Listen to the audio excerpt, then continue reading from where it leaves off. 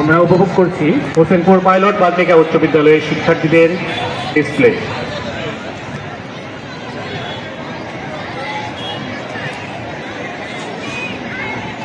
হোসেনপুর উপজেলার সদরে অবস্থিত একটি স্বনামধন্য শিক্ষা প্রতিষ্ঠান হোসেনপুর পাইলট বালিকা উচ্চ বিদ্যালয়। হোসেনপুর উপজেলায় নারী শিক্ষার বিকাশে 1966 সালে স্কুলটি প্রতিষ্ঠিত হয়। নিয়মিত শিক্ষা কার্যক্রমের পাশাপাশি সহশিক্ষা কার্যক্রমে তারা গুরুত্বপূর্ণ অবদান রেখে যাচ্ছে।